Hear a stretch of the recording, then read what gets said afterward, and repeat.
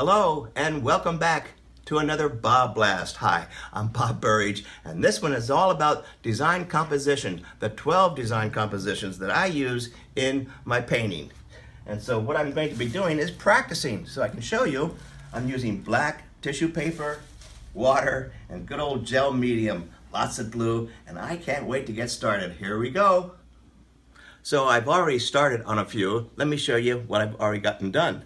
Here the design is the Cruciform, the standard Cruciform. I try to make it not so obvious, okay? And so this is just tissue paper glued down on a piece of paper, watercolor paper, all right? And so there's my Cruciform, pretty obvious. And I try to make it obvious too, all the way across. This one is what we call cantilevered, or basically asymmetrical. A whole lot of stuff over here and a little thing over there. And so that's one of my favorite kinds of compositions. Again, it's the design, the structure of the painting. Over here, everything is horizontal. It certainly isn't vertical, so we call this horizontal design.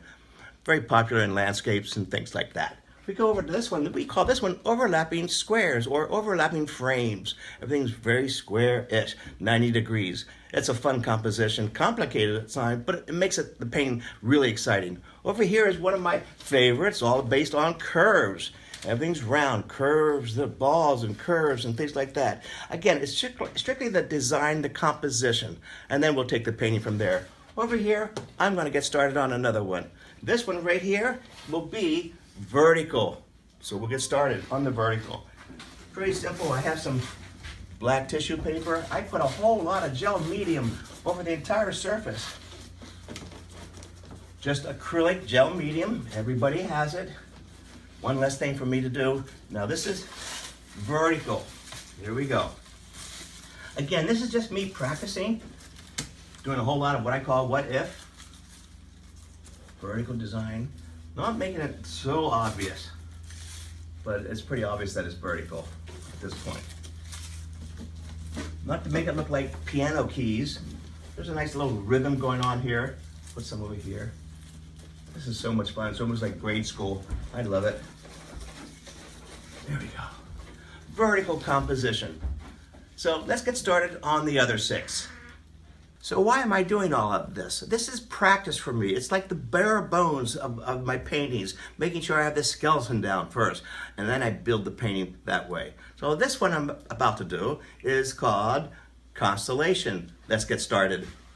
Lots of glue all over the place. All over the place. Constellation, lots of little things all over the place. Is it a real design? I don't know if it's a real design, but it sure is fun to put stuff all over the place. Just like looking up at the sky and seeing billions of pieces of information. We call that the constellation. Sticky all over the place. I love this part. It's like grade school again, right? Get some over here. Doesn't make any sense, but remember, it's the bare bones, it's the structure of my painting. Doesn't want to play here with me. There we go. It's the beginning. I'm not going to do the whole thing, but I have lots of little things all over the place. Let's move on to the other one right here. This one is called, well, we call this Meandering. Kind of like a Jackson Pollock painting. It meanders all over the place. So I'm going to get going on this one. Glue all over the place. Meandering.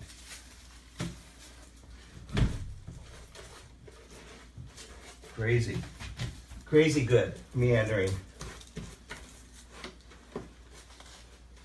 It's none of these. This is paper all over the place.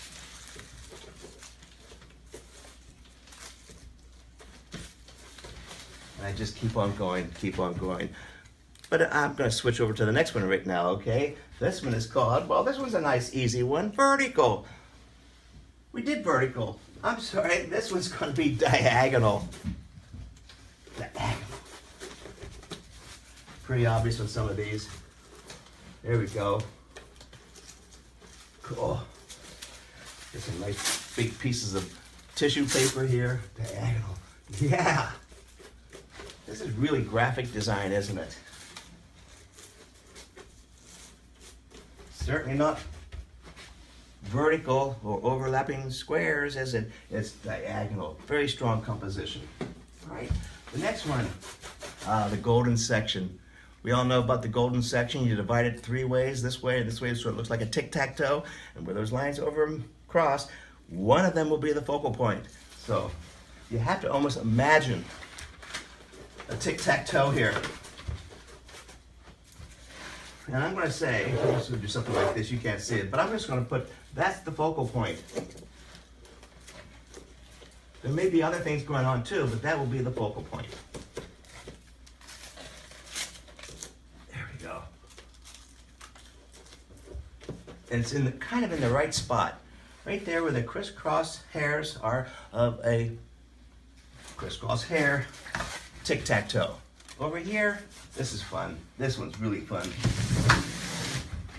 Now it's not really a composition, but we call it tension. There's sometimes you look at a painting and go, oh, I can't look at this. Well, the artist designed specifically